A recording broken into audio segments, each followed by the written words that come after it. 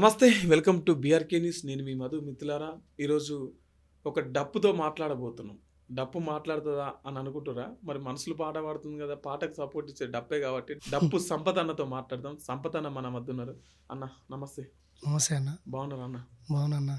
So ఇప్పుడు పాటలు పాడేటోళ్ళు ఉంటారు. పాటలు పాడేటోళ్ళు అంటే ఆడు ఏడున్నా నిలబడ్డా కూర్చున్నా పాడతారు. అవునన్నా. కానీ పాటకు అంతే ధీటుగా నడిచేది డప్పు. అవునన్నా. సో అటువంటి డప్పును ఒక్కసారి ప్లే చేయండి.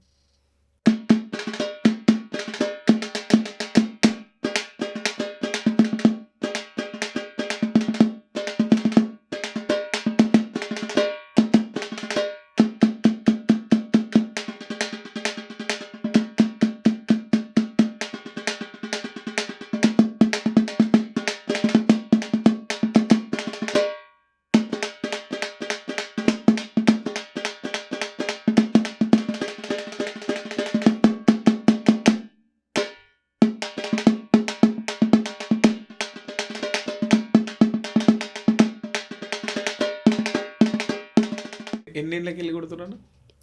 నేను నా చిన్నతనం నుంచి కొడుతున్నాను డప్పు.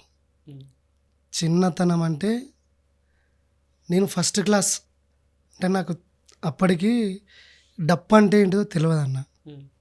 నేను ఫస్ట్ మా నాన్న అంటే ఊరొంతుకు అని అంటారు కదా అన్న, ఊరొంతుకు వెళ్తుంటే మా నాన్న వెళ్ళేవాడు. నేను మా నాన్న వెళ్తుంటే, నాన్న ఎటు వెళ్తున్నావు అంటే డప్పు పట్టుకుని పోయేది కానీ ఊరంతు అని చెప్పేదన్న.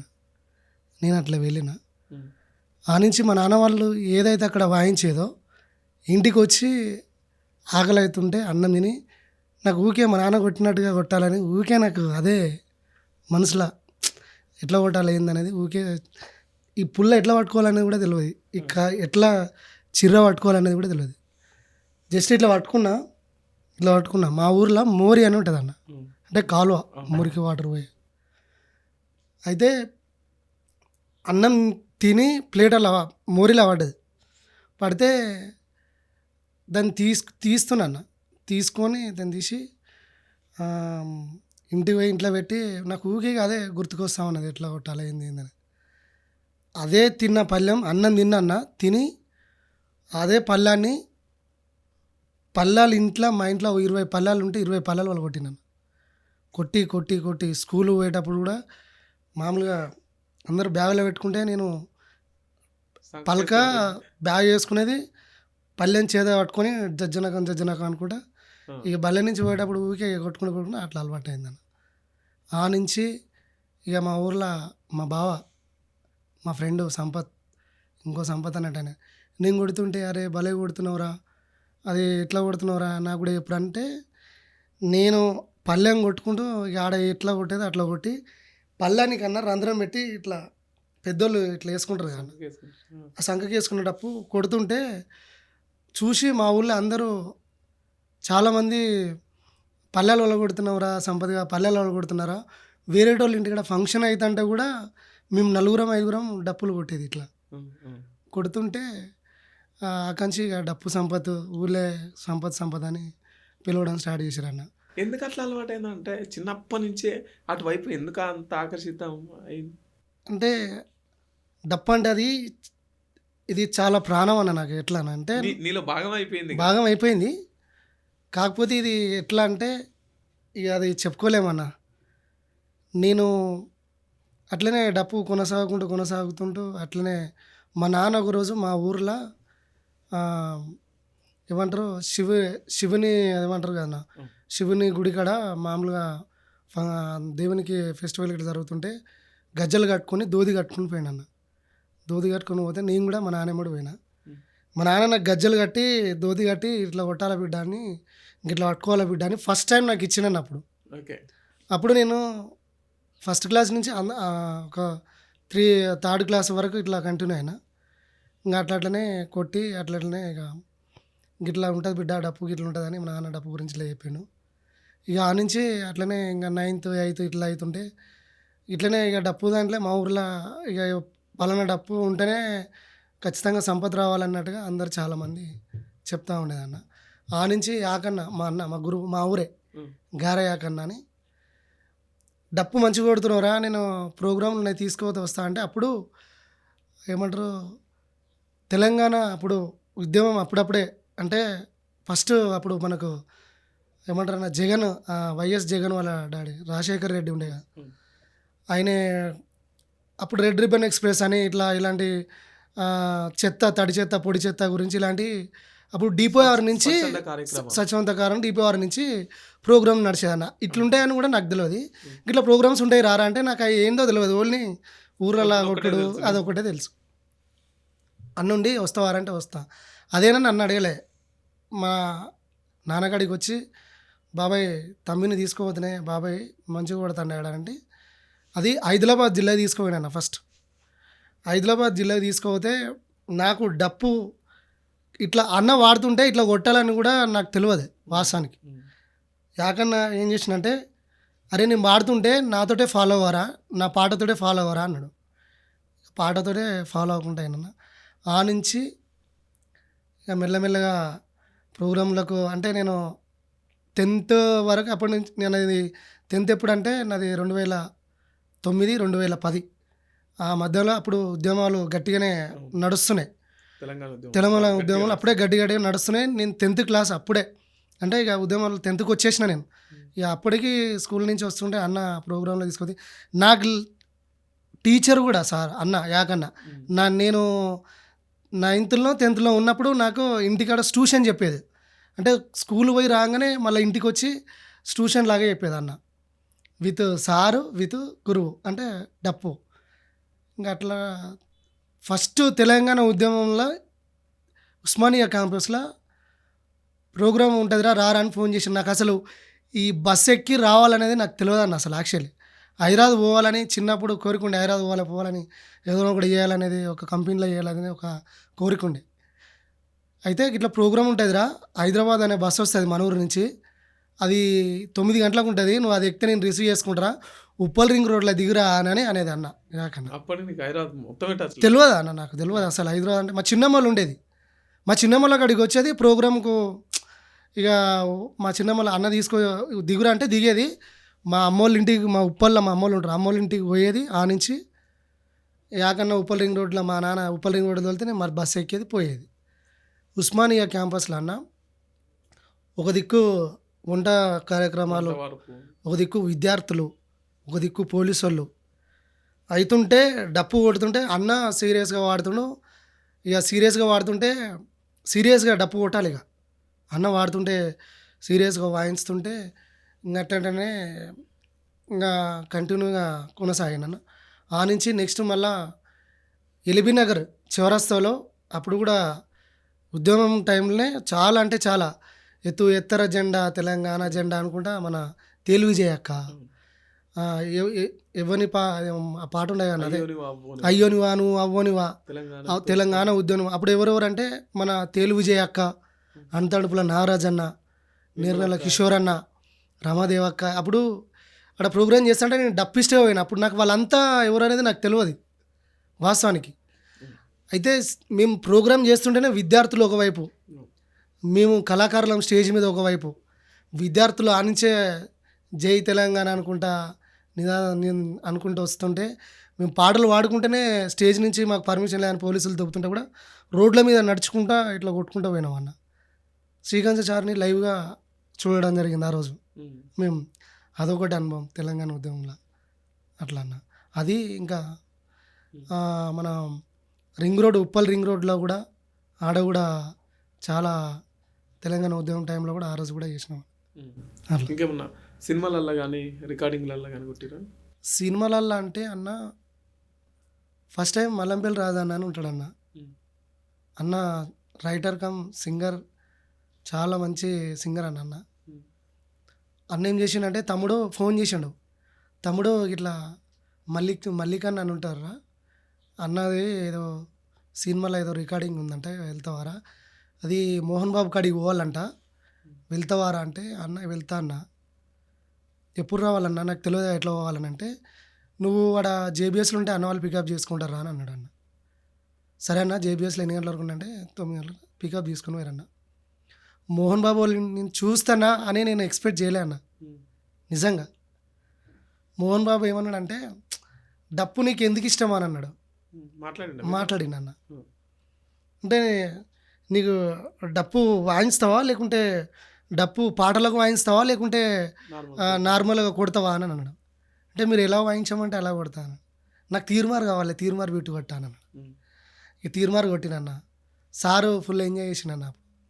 అంతలే అన్న మల్లిక్ అన్న వాళ్ళు పాట పాడారు, అన్న వాళ్ళది సార్ వాళ్ళకి వినిపించారు, ఆ పాటలకు వాయించిన.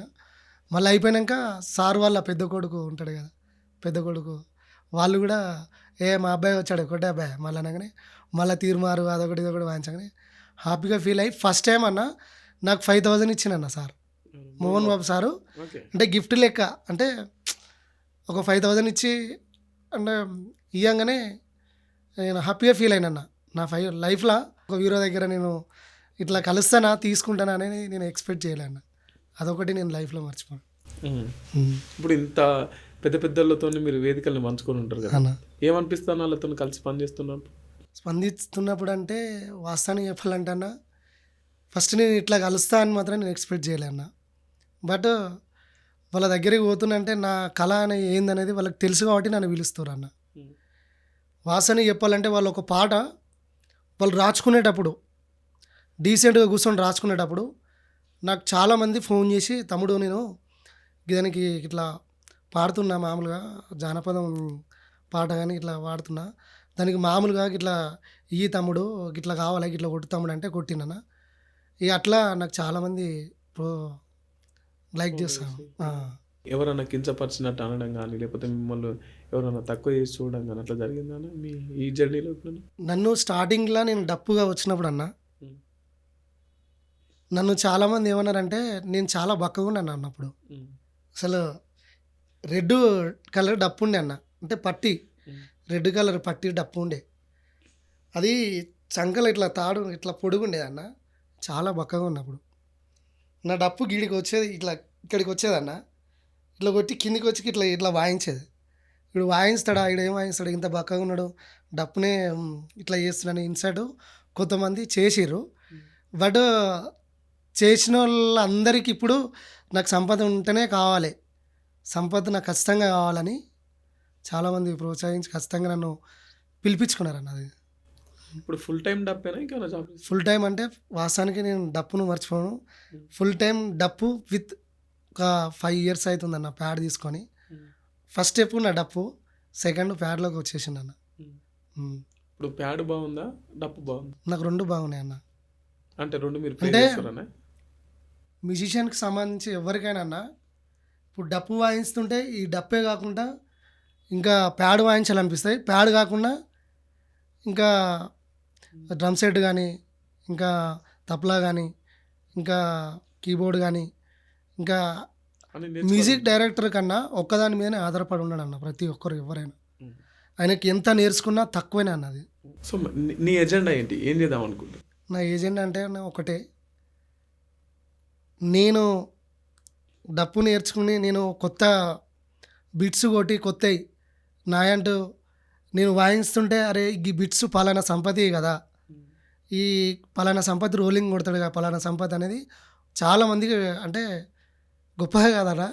చాలామంది కొన్ని వేదికల మీద రోలింగ్ కానీ అది కానీ ఇది కొడతాడు అని ఒక పేరు అయితే వచ్చిందన్న. కానీ ఇంకా పేరు రావాలి, ఇంకా రావాలనేది ఉందన్న నాకు. అంటే డప్పు కొట్టడం వరకేనా, పాటలు కూడా పాడతాను? పాటలు అంటే ఎంత కొత్త పాట అయినా కానీ దాన్ని ఎలాగా ట్యూన్ చేయాలనేది ఒక నాకైతే ఉన్నది.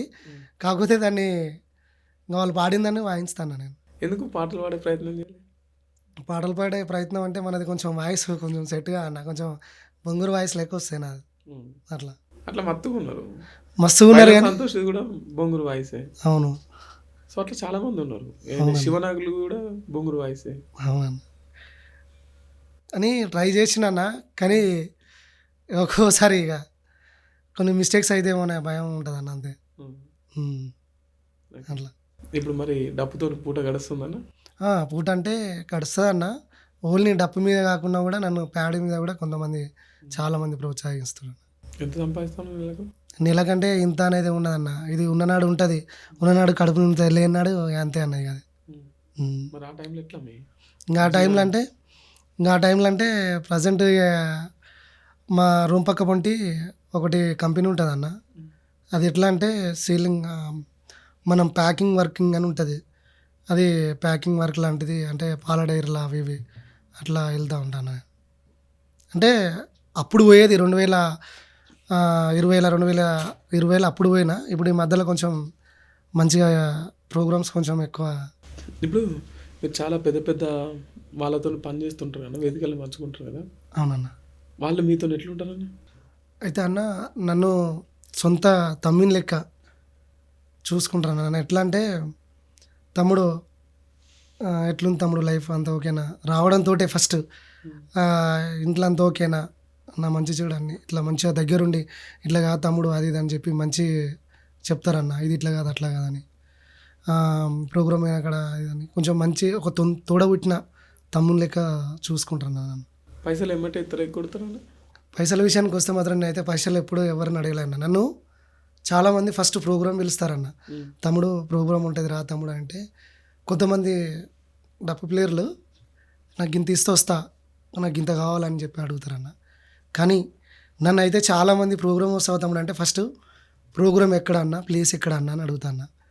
పైసలు ఎంత అని నేను ఇంతవరకు ఎవరిని అడగలే అన్న. అది అట్లా నన్ను ఇష్టపడతారు చాలామంది. తమ్ముడు ప్రోగ్రామ్ తమ్ముడు నువ్వు కరెక్ట్గా ఈ టైంకి ఉంది తమ్ముడు అంటే ఆ టైంకి వెళ్ళిపోతాను.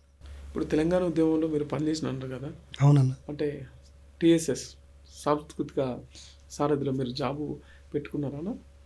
ఫస్ట్ తెలంగాణ ఉద్యమంలో టీఎస్ఎస్ సారథి అని చెప్పి ఫస్ట్లో నేను కిషోర్ అన్నతోటి చాలా దుమ్దాం వేదికల మీద చేసినన్న. అయితే కిషోర్ అన్నతోటి తిరిగి అంటే ఇక అనేక వేదికల మీద తిరిగి అక్కడ ఇక్కడ పోయి అన్నతోటి ఉండి అన్నతోటి చేసి అన్న ఏంటంటే నాతో పాటుగా పనిచేసిన తెలంగాణ ఉద్యమంలో ఎవరెవరైతున్నారో అందరికీ రావాలని ఆలోచించిన. కానీ ఇక్కడ జరిగింది ఏంటంటే రసమే అన్న. ఇంకా ఎట్లా అంటే ఇక అది పెద్ద కథ అన్న, అది ఒడవది రసమే అన్నది చాలా తప్పని చేసిండన్న. అంటే ఎట్లా ఏం చేసాడు? ఇప్పుడు ఆయనతో పాటుగా డ్రైవర్గా చేసిన వాళ్ళకు, తెలంగాణ ఉద్యమంలో ఆయన డ్రైవర్గా చేసిన వాళ్ళకు చేసిరా అన్న, ఉద్యమాలు చేసిరా. వాళ్ళ ఇంట్లో వాళ్ళ చుట్టాలు, వాళ్ళ రిలేషన్, వాళ్ళ ఊర్లో సొంత ఊర్లో శ్రీకాంత్ డప్పు ప్లేయర్ అన్న. పాపం చాలా ఊర్లో కళాకారులు, నాతోటి డప్పు కళాకారులు. నేను శ్రీకాంత్ ఇద్దరం పోయినామన్న. పోయి అన్న మాకు లెటర్ ఫస్ట్ అందరికీ పేర్లు రాస్తుండే అంటే పోయినామన్న. మీకు వస్తుంది పోతాముడు, మీకు ఎందుకో నేను ఉన్నా కదా అని చెప్పి మాట్లాడాను. అప్పుడు తెలంగాణ ఉద్యమంలో కూడా అన్నకు కూడా చెప్పిండు, అన్నకు కూడా పోయినా వాయించిన యాకన్నకు మస్తు టీంలో పోయి చెప్పిండు. పైసలు కూడా ఎగొట్టిండు రసమేగాడు అన్న. కానీ అన్న నాకు ఏడ బాధ అనిపించిందంటే అన్న, త్యాగం చేసిన అన్న కిషోర్ అన్న మాలాంటి కళాకారుల కోసం. అక్క అన్న రమాదేవి అక్క అన్న త్యాగం చేసిండు, లెటర్ చింపిర్రు. 520 మందే తెలంగాణ ఉద్యమాలు పనిచేసిరు అన్న. తెలంగాణ ఉద్యమంలో పనిచేసిందంటూ 1000 మంది ఉన్నారన్న. దాంట్లో ముఖ్యంగా అర్హులైన కళాకారులకు మాత్రం న్యాయం జరగలే అన్న. ఉత్తుత కళాకారులకు మాత్రం న్యాయం జరిగిందన్న. మేము పోయి శ్రీకాంత్ మేము అడిగినామన్న. అడిగితే ఏమైందంటే మీకు వస్తాయని చెప్పి ఎలగొట్టినన్న. ఆ కారణం వల్ల మా కోసం త్యాగం చేసిన కిషోర్ అన్న కూడా ఇప్పటికి పోరాడుతుండు. మాకు ఇప్పటికీ న్యాయం జరుగుతుందని కిషోర్ అన్న కానీ, చక్రాల రగన్నయ్య కానీ, మన దర్వాంజన్నయ్య కానీ, మన అంతడుపుల నాగరాజ్ అన్నయ్య కానీ, మన దర్వు ఎల్లన్న, అదేవిధంగా ఇప్పుడు మన సంబంధించిన వాళ్ళందరూ తెలంగాణ ఉద్యమంలో అన్న వాళ్ళందరూ, సోమన్న ఏపూరు సోమన్న, నిజంగా అన్న ఏపూరు సోమన్న కూడా నిజంగా అన్నకు వందనాలు చేస్తూ. ఎందుకంటే నేను నా లైఫ్లో నేను ఎప్పుడూ నటించలే అన్న. నేను అన్న పాటకు కూడా నాకు సోమన్న పాటకు నాకు ఒక ఛాయిస్ ఇచ్చినందుకు నిజంగా నేను ఎప్పుడు మర్చిపోను అన్న. అన్న పాటలో మీరు యాక్ట్ చేసిన అన్న. ఏ పాట? పల్లె నా వెలిశాల పల్లె అనే పాటలో నాకు ఒక పాత్ర ఏదంటే పని చేసే వయసులో అదేదో ఉంటుంది కదా అన్న, దాంట్లో ఒక పాత్ర ఇచ్చిందన్న. తెలంగాణ సమాజానికి కావచ్చు, తోటి కళాకారులకు కావచ్చు, నీ డప్పు ద్వారా కావచ్చు, నువ్వు కావచ్చు, ఏం చెప్పాలనుకుంటున్నావు? అన్న ఒక్కటన్నా అందరికీ కళాకారులకు నా కళాభివందనాలు. నిర్ణయాలు వచ్చిన వాళ్ళకు అంటే అన్యాయంగా భావించొద్దు. కళాకారులు అందరు కళాకారులే. కాకపోతే ఒక నాకు కాలే పెద్ద అన్న వాళ్ళకు కొంచెం రెస్పెక్ట్ ఇవ్వడం నేర్చుకోరన్న. ఎందుకనండి, ఎందుకంటే నిర్ణయాల వచ్చి పలానా అన్న తెలుసా అని చెప్పి ఒక అన్న వాళ్ళనంటే నాకు తెలియదు అని అంటారు చూసినావా, అది కరెక్ట్ కాదన్న. అన్న తెలియకుండా అన్న గురించే తప్పుగా మాట్లాడతారు. నా ముంగడ నా తీరు మాట్లాడతారు, నీ ముంగడ నీ తీరుగా మాట్లాడతారు అన్న. ఫస్ట్ కళాకారులు ఇది బంద్ చేసుకోరు. ఇప్పుడు ఏదున్నా ముఖం మీద మాట్లాడడం నేర్చుకోరన్న. నా ముంగడ నా తీరు ఎప్పుడు, నీ ముంగడ నీ తీరు ఎప్పుడు మాత్రం బంద్ చేసుకోరు. ఫస్ట్ కళాకారుడు ఇది ఒక్కటి చెప్పడం బంద్ చేస్తే, ఇప్పుడు నువ్వు ఒక ఏలు ఎదుటోని మీద చూపిస్తారు, మిగతా 4 ఏళ్ళు నీకు చూపిస్తున్నాయి అనేది మర్చిపోకండి ఫస్ట్. అదొక్కటేనా నేను కళాకారులు చెప్పడం. ఓకే, థ్యాంక్ యూ అన్న. చాలా అద్భుతంగా మాట్లాడుతున్నారు, చాలా అద్భుతంగా వాయిస్తున్నారు. కానీ అట్నే పాటలు కూడా పాడాలని మేము కోరుకుంటున్నాం. థ్యాంక్ యూ అన్న. సో మీ నుంచి అది కూడా మేము ఆశిస్తున్నాం అన్నట్టు. సరే అన్న, తప్పకుండా ట్రై చేస్తాను అన్న. ఓకే, థ్యాంక్ యూ అన్న, మీ విలువైన సమయాన్ని మా కోసం కేటాయించినందుకు. నిజంగా నాకు ఇంత చక్కటి అవకాశం ఇచ్చిన మా బీఆర్కే యజమాన్యానికి, అదే మా మా మదన్నకు ఇంత దూరం అంటే నేను ఫస్ట్ టైం అన్న ఇంటర్వ్యూ చేసుడు. నాకు డప్పుడు ఇంటర్వ్యూ అని అంటే నేను చాలామందికి కొన్ని వందల అంటే 1000 ఎపిసోడ్లు చేసిన ప్రతి ఒక్క ఛానల్లో తెలంగాణ ఉద్యమంలో అప్పుడు ఎక్కువ. బట్ ఇప్పుడు కళాకారులను మట్టిలో మాణిక్యాలను బయటికి తీస్తున్నటువంటి మీ బీఆర్కే యజమానానికి, అదే మా నాకు ధన్యవాదాలు తెలియజేసుకో.